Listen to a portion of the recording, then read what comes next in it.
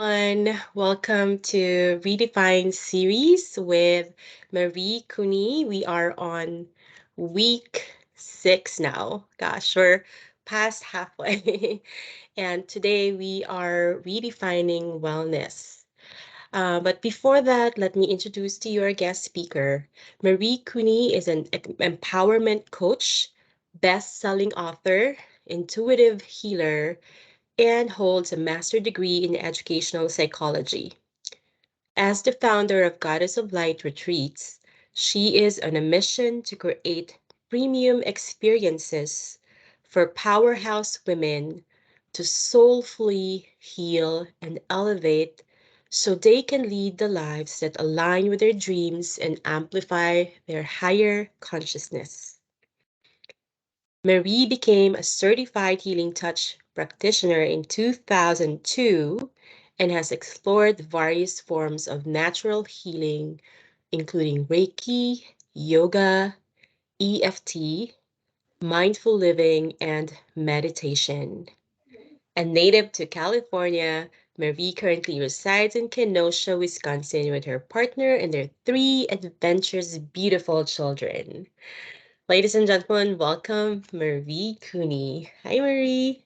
Hi. Oh my gosh. Thank you so much, Kelly, for having me here. It's such a pleasure to be here with you and talk about redefining wellness. It's our honor. Thank you. So, something that, I really wanted to dive deeper in today is how to embrace our divine feminine so that we can elevate our well being. So, we are in this state oftentimes of hustle culture, getting things done, going, moving, doing right. And so, what I want to create is an opportunity for us to really have this flow, to be able to move with this graceful flow of ease, of joy, and just delight in who we are. And so, oftentimes, with this hustle culture, is coming from this very masculine drive. And when I speak of masculine and feminine, every person has the energy of both. So it's not just women have feminine energy, men have masculine energy. We all have both. However, what has happened in our society is that we have essentially all stepped into this elevated state of masculine. And that's because oftentimes we just want to get things done. And so, what happens sometimes is that our it's we push ourselves until we literally become sick and we stop and everything comes to a halt. And so it's like we've pushed ourselves over the limit, and sometimes we don't even see where that boundary is of enough and we want to keep going. Or maybe we have expectations, like there's others, from coworkers. If you are an employee, you have a boss, a supervisor, maybe it's a partner, maybe it's children. And so you're feeling that you need to keep going, doing. And then there's that limit. Well, I don't have time. I don't have time to stop. I don't have the capacity to not do anymore. And then we cross that limit, and either our body says, wait, like you've pushed me over the edge. If we think about a car, a car only has so much, they can go so many miles, right, with a tank of gas, and eventually you don't give it more gas, it's going to stop. And it doesn't matter if it's in the middle of the road. If it can't go anymore, it's not going to go. And so sometimes our bodies are just like, I'm done. I'm done. Slow down. Go to bed. Like, right? And so I know, Kelly, you were just mentioning this other day too, of just, wanting to be in bed and rest. And sometimes we feel like there's something wrong with that and we have to apologize for it. Yet it's absolutely just part of the human experience, is that We want to honor that feminine, the rest, the kind of putting a break on the doing for a moment. And sometimes it's also not even just our bodies, but sometimes we have that mental almost break in which, oh my gosh, I'm so overwhelmed. I'm at capacity. If I have one more thing that is put on my plate, like I'm just going to explode.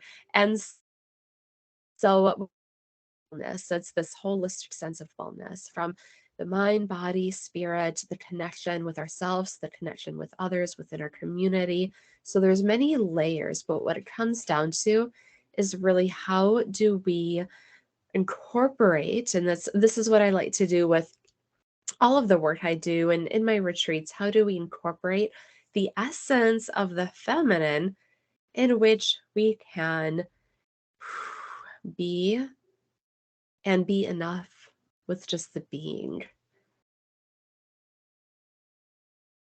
I love that. Yeah. So now I do have I wanted to bring forward because sometimes it's one thing to talk in theory about how to do this, and it's another thing to actually implement it in our day-to-day lives. And so what I wanted to bring forward today, Kelly, for everyone that is present here in this redefining space is 5 steps to awaken your goddess energy. And so, looking at awakening our goddess energy, are you ready for the first step? I am ready. Taking notes too. Okay, so in every single coaching session I have done with it doesn't matter who it is, the first thing we do is to release. So, number one is release. And what I mean by release is to take something off of your plate. So, literally looking at what do I have? What are the expectations that I put on myself, that others put on me? What's in my calendar? What are my day to day activities? And from that kind of bird's eye view, really then kind of looking piece by piece, what isn't bringing me joy? What is draining my energy versus expanding my energy? And so before we can do anything else, what I found is that every single, especially woman, especially, has so many roles, plays so many different parts, it's holding Hmm. so many things together. And so there's this fear sometimes that, but my goodness, if I delegate something to someone or if I just don't do this anymore, then everything else is going to crumble and fall apart. What I Right. found, right? Like, Or I'm not enough. I'm not doing enough. I'm not being a good insert mom or or worker or employee or boss. right.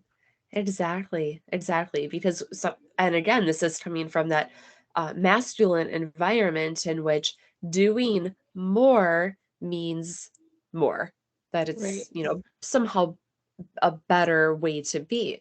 However, what happens is that when we really look at what is not expanding my energy and what is just oh, feels like, my energy is drained, or it feels just thinking about that maybe task, it brings this lethargic state of being, or there's, some extreme resistance. Now, sometimes we resist things that we need, but oftentimes we know this is resistance because it's going to push me, like expand me in a helpful way. And then Mm-hmm. there's the resistance as in this is just not good like for me, right? And so there's two different sides to that coin. But when we can take something or delegate something that is not really serving us, what happens next is really amazing because then there's room to expand what does light you up. and what is exciting for you. And so oftentimes, um, adults, if you asked an adult, oh, what do you enjoy doing? What is your hobby? What do you do for fun?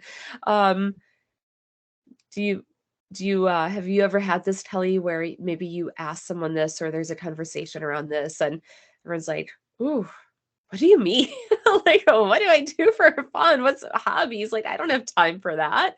I used Right? to be like that person. Like, what do you do? What's your hobby? And I don't really have one. To be honest, I enjoy a lot of things. I'm a multitasker too, but I don't have Mhm. a specific one that I really, really love to do or I'm passionate about until now.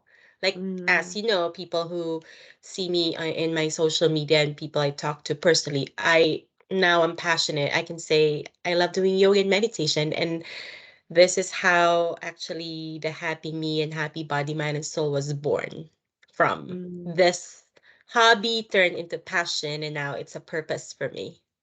that's beautiful. Yeah. That's so beautiful. And so, and I see you, there's this light that's uncovered when you're talking about these, hobby turned passions. Yeah. And I didn't know it so was this, possible too, Marie, mm, before. I was just like, okay, I enjoy doing this and that, but I don't call it really a passion. I mhm, didn't know it can really be. I mean, I hear it a lot, like find your passion and turn it right. into purpose, and like what, how, what. So I didn't know. I stumbled upon it actually. I didn't search for it, I didn't plan it, but it's turning out really, like you said, beautifully. Like it's like a beautiful story unfolding one chapter after the other. Mm, that is beautiful. And so there, in order for that to have happened, there must have been some kind of opening available for it to enter in, Mm, right? mm-hmm, Right. So oftentimes we stretch ourselves and we put so many things, on our plate that mm-hmm. there's no room for anything else, and there's no room for even just playing around, maybe having that playfulness of, well, let me try this, I don't know, like, let's try the Yeah. ukulele, let's try painting, and just exploring and dabbling in different things. And it doesn't need to be just one thing that Mm-hmm. is like, this is my passion, this is my purpose, but it can start with that playfulness, and just almost like that childlike state in which you're Right. just excited about doing new things again or Right. trying things in a different way. Right. And I know our guest Frances personally, and she told me that she loves gaming when she was little. Until now, I think she still plays. And then she's actually doing something related to like IT, right? I mean, Mhm, not a lot of women are into that, but I think she has turned that passion or hobby into something that she loved to do. And now mhm. also she's doing it as her livelihood. So that's a good example. Excuse me. Yeah, yeah, absolutely. Oh, bless you. Yes, no, that's wonderful. And so, just again looking at what is it that I can let go of? Even if it's something like a small chore around the house, taking that off of your plate. I was talking to a coworker the other day. She's like, "Oh my goodness, I wish that I could hire somebody to come clean my house." And then all of a sudden in this conversation, she says, well, wait, I have two teenagers. Maybe they should be doing more. And I said, yes. And guess what? Then it's not all on your plate, then they are also contributing. And it's good for them too. It's good for, her children to learn how to contribute to the household in that way. If they haven't been doing so, it might take a little bit of time to get them used to that new expectation, but it's so worth it because then guess what? That can free, even if you have an extra, hour or two per week, imagine, wow, what can I do with an extra hour or two per week that is going to contribute to my joy or my well being? And so sometimes we think that it has to be this massive change. And what I want to speak into when we talk about awakening our goddess energy, sometimes it's just asking for a little bit of help that can go a long way. So, so that's number one. Number two, and I kind of alluded to this, but number two is tap into your creation power. So, tapping into our creation power, we all have this birthright as being creators. And so, Kelly, you've created this amazing platform, for us to have these amazing conversations and teaching. You're teaching others, and we all have this ability to create. And the more that we tap into that power, the more that we can create the type of life that we truly desire.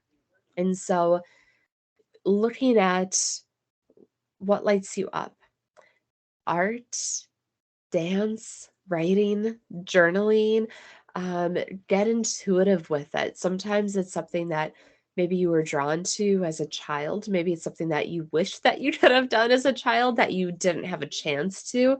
And guess what? You have the power now to be able to explore that more. And like I said, this goes kind of along with number one, but we can't get here usually unless we release something first, and then we can bring in that creation power.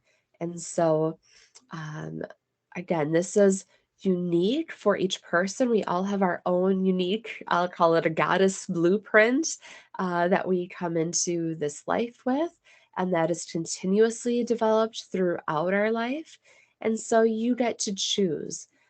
But it's really important to go there, because when we go, something else opens and expands and shifts, and we start to have the awareness that we're not just creating, let's say, something in front of us, but we are literally recreating our lives. If there's anything that we want to shift, whether it's health, whether it's our home, whether it's our career, finances, this all comes from the same place, and that is within the creation power. So, number three. Number three is, I'm going to spell this out, okay? It's spelled Hygge. Hygge. So, Hygge, it's Hygge. And I spoke in my group Goddess Flight retreats just the other day a little bit more deeply about this concept. But this is a concept that comes from the Danish lifestyle, and it's really the art of creating intimacy and coziness of the soul. And what better time of year if you are in the Northern Hemisphere to do that as we are starting the winter months?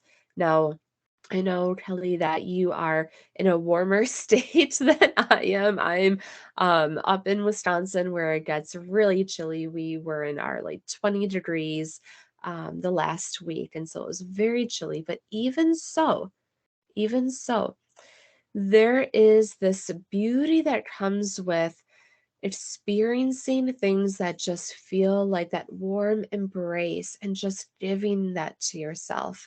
And this, again, this is coming from that divine feminine energy. So whether it's, cuddling up under, fuzzy blanket with a cup of tea, whether it is, um, inviting friends over and having like a game night, and there's that, laughter and that just sense of like that relaxed state that comes in. And so uncovering what is that for you? What makes you just feel that warmth and coziness that just gets to your very center of your soul? So, Kelly, is there anything for you in which you can relate to what this hygge experience might be for you. What brings that warmth, that coziness to you? What? Yeah, when you said the cuddling, like it gets cold in California, in San Diego, particularly in the morning. So, Mm. my youngest would always when he wakes up, it's automatic. He would come to our bed because my husband leaves at 4 or 5, so I'll be by myself, and then he would just cuddle, and I always look forward to that early morning cuddle. Oh, So yeah, that's it that perfect. warmth. So That yeah, is that's what came to mind first. that is so sweet. And we want to embrace all those moments while they last, while our kids Yeah. want to come cuddle I with know. us I and call him my right? human blanket. He's so warm. My other son Oh, though is very cold. Like I don't they're hot and hmm. warm. I mean hot and cold. They're Hmm. different. They have different body temperatures now. That's yes, yes. That's interesting. A whole nother topic of I know. conversation, I suppose. It's like, I would ask my eldest, did you wash your hands? Because it's so cold. While the other one is so warm. Like, I think he got it from both sides of her. I'm the warm, and then my husband's the cold. Okay, okay. It'd So be we have the interesting to know warmth, what that is. Yes. the double warmth embrace. Yeah. Oh, yes, that's a beautiful example, Kelly. And so just savoring that, savoring those Mm. moments. And I can see that sometimes when we are in a state of being rushed, it could be, "Oh, I don't have time to cuddle. I need to quick get up and get my workout in and check my email and XYZ." And so, oh, just taking a few moments to just Mm. be present with, you know, that other warm soul that is coming in to cuddle with you is so good for your wellness and for his well-being, and it resets the nervous system when we have those moments together. So it's so good for you're speaking about your son, for our children's emotional regulation as well, to have those moments of connection with us too. Right. Can I ask a follow-up on that?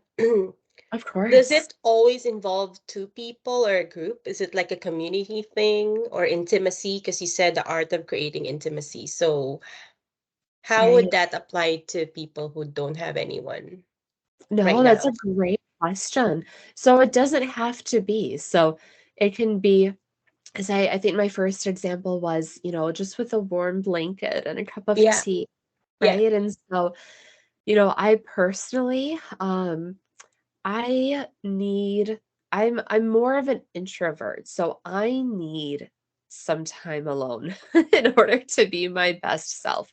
And so for me, it might be with a community, but Mm-hmm.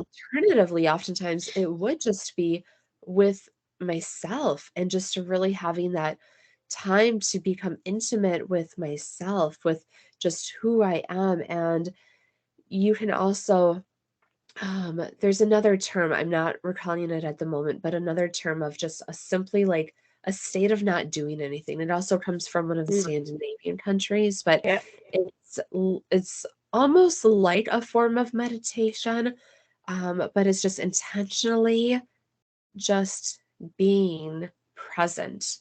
right, And so this can come in too. So if you're doing something that just warms your soul, maybe you're sitting in front of a fireplace with a good book. Maybe it's just looking out the window. If like we'll have snow falling. Well, actually, we did last week a little bit. oh wow.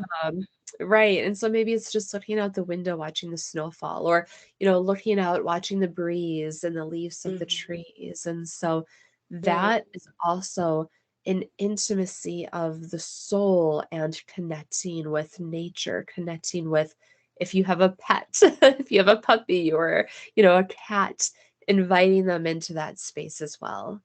Got it. That's beautiful. So it's also kind of like being really mindful and also a form of meditation, right?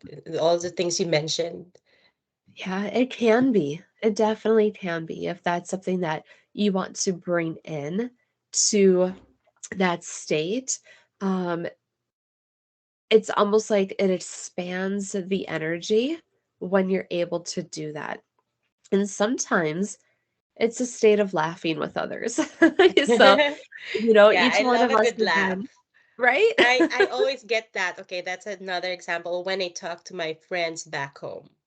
Like Mm. I don't laugh as much as I do when I'm with them or talking to them. It's just that it's a different laugh. Like hi, it's like the loudest you could, the loudest possible laugh you could hear that brings you to tears and hurts Right? the belly. Yeah, that kind of laugh. Isn't that the best? Like when you're laughing so much that you're just like you get the tears in your eyes. That's me. Yeah. Yeah. And so, like, when that happens, your entire body and being is just lit up. And it's like you have this just such a soulful connection with the others that you're laughing with. And it's just like almost this magical experience because you're right, it doesn't happen all the time and with everybody. And so when you find, you know, others that you can have that with, then how wonderful. And again, if you don't have that type of community, if if you have a movie that just, you can just Oh, laugh that's a good hysterically to. one. Movies. Okay. Uh-huh. Can Yes. can a a sad movie or a terrifying or horror film bring qualify or counts? Well, what I will say is that again, each individual is different and unique. So for me, a horror film, a film that is like a psychological thriller drama, it does not align well with my energy. I don't sleep well, so you really have to learn who you are, what kind of shifts your energy in the direction that makes you feel really good. And so for me, Yeah. that would be no. However, my husband, he's very quite he's quite different. And so he loves watching those. And for him, it's like, I don't know, he gets a different energy out of those Okay, thriller this is dramas. exactly why I asked this question because apparently we have the same husband and maybe a lot of people can relate to that their partner is opposite of them. So I Yeah. don't watch, horror film, but last night, I don't know if this is coincidental. Last night we watched that Curiosities, Cabinets of Curiosities. They're like short Is it like film. a 30-minute show, like a Yeah, they're series? like 30 an hour max. Okay. There's 45. They're short films. And they're Mhm. like it's mind-boggling sometimes. Like, oh, there's no happy ending in all of this. No. I don't typically watch that by myself, but he picked it, so I'm like, okay, let's watch it. And we watched like the first 5 episodes. It's like watching two films actually. But it's Right. just like, it's interesting. Right. But Right, and to so some for you. people, that might be their warm and cozy thing. Because I know people who love horror films. Mhm. Yes. Yeah, I mean, it could be, I'm not I would never judge No where each judgment. person brings their, coziness of the soul. But, and maybe it's a different experience too if you have a partner and it's a time where you're cuddling up together and you're laughing about, or I don't know if you're laughing at a horror movie, but who knows? But you have that intimate experience together, right? And Yeah. so you have that deep bonding. So if that's creating that moment for you or for, the two of you, then hey, that's wonderful. That's wonderful. Interesting. Thank you. Of course. So, moving through to number 4. Number 4 is to open and align your chakras. So, this is something that we could spend many, many sessions on. Right, because a And lot of people don't know what chakra is. Can you briefly uh, define that for our newbies in the group? Yes, absolutely. So we have many energy centers within our body. And so this comes from some ancient traditions that looked at that holistic health and really looked at how our energy flows in our body. And so many people know about the main seven. And so I'll kind of quickly go through them. So at the top of our head is our crown chakra. This really aligns with the divine, the greater powers that be. And so when this is open, we feel this sense of innate knowledge, wisdom that can come flowing through us. And so this is at the top. It's spinning almost like a vortex. I'm like, I can't quite do it. So it's Like, spinning and expanding, right? Yes. And so then we have our third eye center. And so our third eye, and it's kind of like this wheel that's spinning, right? So when it's open, it can sense, it can see, we'll say, it can see the truth. It can see, we have this ability to, um, let's say, read between the lines. I'll use that phrase.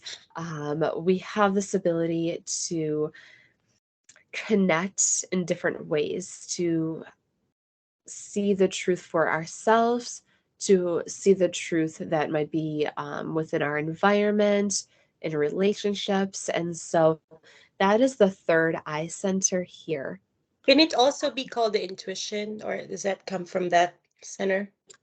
Yes. So intuition can come through the crown, but then the way, and this is just my interpretation, so I'll say that much. So it can be expressed greater through that third eye. So it comes through the crown and is expressed through the third eye. Now, when these are closed, there can be a lot of confusion, a lot of doubt, worry, especially with these two centers here. So when you're experiencing those types of emotions or situations, it might be that um, these centers are not aligned or they need to be reharmonized, we'll say. And Mhm. so this is something, again, just I wanted to bring forward because this is absolutely a part of what I bring into awakening goddess energy. This is very important to the work that I do. And so just to have that awareness and then to explore more if you're called to it. So we come down to our throat. Okay, so our throat chakra, our ability to express ourselves in the world authentically, courageously, confidently. Whew. When I was a child, was where I struggled the most. And it wasn't Oh. until I was taking my first healing touch class where I was learning about this chakra system, where I learned, wow, I throughout my childhood I always had sore throats and strep throat and all of these kind of diseases of the throat, and I was very quiet. I Mm. hardly spoke as a child. Um, and so I realized, wow, my throat chakra is very con- very closed off, right? Constrict. Mm. Constricted. And so I spent a lot of time, and it's still something that I work on. Even these conversations, having these conversations with you, it helps me to open and to activate that chakra. Wow, that little girl must be very, very proud of you right now that you're when you talk, you just talk like effortlessly and fluently, and you can definitely deliver the message clearly. Well, So thank you. yeah. So, Thank you. And well, and I hope that this also, can be inspiration for others as well if they mhm. notice that, oh, I know that I struggle because none of us escape the I suppose just human life. And so at some point we experience, whether it's big trauma or whether it's kind of this systematic traumas, whether it's a trauma that you might have been told didn't make a difference, but it truly did impact you. We all have experienced these challenges in life. And so when that happens, oftentimes for the sake of self protection, we will close off a part within our energy center because we're trying to protect ourselves. Mm-hmm. And unfortunately, it ends up, not contributing to our well being. However, Right. when we become aware and intentional about working with our own energy, and then we can open it up again and we can feel, create that safety for ourselves rather than relying on the safety of others. We create that safety for ourselves to open and to expand it. And so that's something that, again, just um, I've done a lot of work on myself and supported others with as well. This is great. And we have a question about that specific throat Sure, chakra from Francis. How to absolutely. improve. I know there are books and you do workshops on this as well, but can you share us like specifically for the throat and how you can open the throat chakra? Yes, yes. So it begins, first of all, just by getting comfortable with your own voice, with your Mm-hmm. own expression. And so this could be, um, I- and I'm sorry if any of this sounds silly, but it truly can be so beneficial on these little things. So, standing in front of a mirror and speaking mantras or kind words, intentions to yourself, and actually listening to it back, recording. I would do this, I would record myself a lot and listen to it because when I was a child, I could not listen to myself speak. If someone took a video of me, I refused to watch or to listen, Wow. right? And so I would hide. and so and so for me, recording myself and listening, recording, listening, and working on non judgment of that and having Mm. compassion and love for my own voice. Now, that expression also, it doesn't have to be expression of the voice, it's truly expression in multiple ways. So it could be expression through some of the things that we talked about earlier with your creation power. It can be expressing through dance, through movement, through Mm. art. However, if it's similar to what I had experienced, where it's literally not being able to vocally express, um, those are some just beginning ways that you can support yourself through that process. So that's just a little, just a Yeah. little bit to start out with. Ooh. All right, Francis, we got some work to do. Thank you for sharing those practices. Yeah, we Yes. can move on And to the fifth, sure, and the thank you last for and that last question. one. Yeah. Yes. Oh, just Oh, no, super no, no, we're quick. done. Sorry, we're not done with the chakras. No, that's okay. Super quickly, I'll just move through them. So we had the throat, then we go to the heart chakra, that openness, of course, the love, and um, when that chakra is closed off, oftentimes there's a lot of anger that can arise. So the heart chakra, and then we come to the space that is, if you put your hand above your belly button, this is the solar plexus. And so the solar plexus center, this is our powerhouse center. This is where a lot of women that I've worked with, they have they have a need for more support in this area because oftentimes as women, a lot of times our power, even as young girls, is I don't want to say removed from us because we still have it, but we are made to question it. And so, oftentimes, this center, there's a lot of healing that is necessary here. And again, not for everybody, but just my experience. And then if we go below the belly button, so if you put your hand just below the belly button, this is our sacral center. Our sacral center is our source of creation. It can also be called our womb center as women. However, this is your creation center, your sacral center, if you have a womb or not.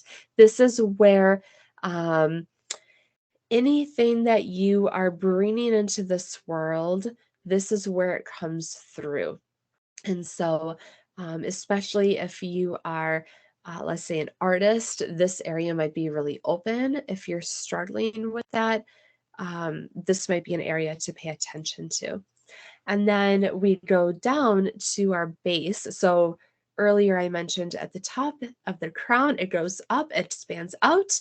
At our root, at our base, it goes down and expands out into Mother Earth. And so the root is our source of, we'll say, safety, of nurturing. And so here is where we integrate with Mother Earth, where we feel our needs are being taken care of, our basic needs are taken care of, or not, if we feel safe in the world to move throughout the world, to explore. And so that is the root. So those are the seven main centers that we work with. And so when we're awakening our goddess energy, we want to just intentionally um, kind of uncover, is there an energetic center in our body that we need to focus on more and to open and to clear? And so, again, we could spend so much time on just that. It's But something one that, whole day of that's why we're doing retreats because it's not yes, a 1 hour discussion for sure. yes. So, yeah, so then Thank you for the sharing fifth, that oh, yes, of basic course. knowledge and in fact even more basic. So appreciate that. Of course, of course, happy to. So, so the fifth one is to incorporate sacred moments. Incorporate sacred moments. And so we want to do this in our everyday lives. And so, again, when we are coming from the masculine, it's this just push through, push through. When we really take even just a few minutes of each day to get quiet, to get intentional, to do something that creates that sacredness within our everyday lives, then our energy shifts and opens in a new way. And so, this could, for example, be lighting a candle while uh, thinking about things that you're grateful for. So, as you're lighting the candle, I am so grateful for, right? And you just have that intention. I am so grateful for, as you're lighting this candle. Um, it could be giving yourself a foot massage, getting out some oil and just taking 5 minutes to really love on yourself, right? And so giving yourself a foot massage, thanking our bodies for the work that they're doing, allowing yourself to rest, to rejuvenate in that moment. Now, if you have the ability to go get frequent massages or reiki or other forms of therapeutic care, then that is absolutely wonderful. But just in our everyday lives, a hand massage, giving yourself a hand massage, just again showing that compassion for your own body. And then also taking a few moments before bed to meditate, creating a bit of a sacred space. And it doesn't have to be anything that's too elaborate, it could be something that's of significance to you. And setting it out, and this is your sacred moment. You're going to take 3, 4, 5 minutes just to meditate, to be present, to be. And so that is the last one. And as a bonus, as a bonus, if you have the opportunity to surround yourself with other goddesses, with other women, Community. Yeah. right?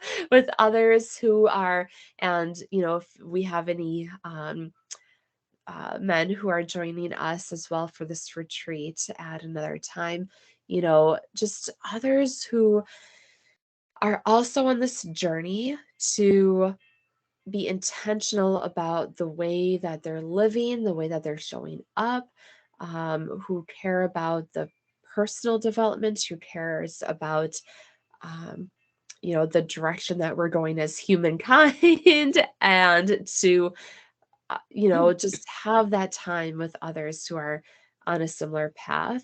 It can really support and elevate and have our own journeys much more fun in the process of Right. this growth and expansion as well. Yeah, on that note, can you tell us about your upcoming retreats and what to expect during those retreats? Yes, I would love to. So, earlier in the year, I had a retreat in Sedona, another one close to you, Kelly, in San Diego, Temecula. And when I was out in Temecula, one night I could not go to sleep, and I kept getting the message that I need to build it at home. This is the message that kept coming through. Build it at home, build it at home. And so from there, um what we have done now is we have some local retreats here in southeastern Wisconsin. So I'm just north of Chicago. And we have someone who actually is going to be flying out from the Boston area to attend one, and who are coming up from, all over to attend these day retreats. And so the goddess healing retreats, we're doing 1 day retreats, and this is going to incorporate, or I should say, does incorporate therapeutic yoga and group Reiki, and we are bringing in some intuitive dancing, Nice. sound healing, drumming, and That so sounds so good. yes. We And should do that so every month. I know. Well, we have our next one coming up in January. We opened it first to past participants and had quite a few spots sold. And then once we opened it to the public, we had all, we end up having, there's going to be 15 of us, and it sold out in 48 hours. And with more women who wanted to join. And so we're going to have then another one in March. So we are already planning. And so it looks like we might be doing these every other month if the need Yeah. is there. And so I'm very excited. And then looking at um, 2024, I needed to take a little moment to, again, just build it at home, listen Yeah. to the message that I received. And then 2024, I'm planning a destination retreat that I'm really excited about. I haven't released the details yet because I'm still in planning process, And we but will share definitely, that for sure when it's out. yes, perfect. So very excited about all of those pieces coming into fruition. So All right. Before we close, can I just, this is also for myself, define the goddess or the goddess energy and how can they work with you, Marie? They want to reach out. yes, yes. So the goddess energy is really about honoring oneself. It's about connecting to our, truest, most authentic self, and having the confidence to share that, and not from a place of um like, look at me, but from a place of expanding and connecting and embracing this beautiful life that we've been given, and really honoring that, honoring Mother Nature, connecting in sacred sisterhood. And so this is really not about the goddesses from, the historical goddesses, which I bring some of that into, the work that I do as well. um, but it's really about that inner goddess within and bringing her back to life and honoring her. And so we all have our own inner divine goddess. And so, how does she want to express herself? So, if that's something that resonates with you and you want to do more work around that, absolutely reach out to me. The probably easiest way is email goddess of light retreats at gmail.com. I also have a Facebook community, also Goddess of Light Retreats, and so those are probably the most efficient ways to connect. Thank you very much, Marie. We're so honored with your time and everything that you shared today. We're so Oh, grateful. thank you. Thanks so Thank you for much. inviting me and for all of your amazing insights and contributions, and to Frances for being here as well and contributing to the conversation. Thank you Yeah, so thanks, Francis. And to everyone, yes, let's if you have questions, email it to me and I can pass it on to Marie for those who are watching the recording. I wish everyone a happy Thanksgiving. We're so grateful for this community and to our speakers. Thank you so much, Marie, much. again. Thank you. Blessings. Bye, everyone.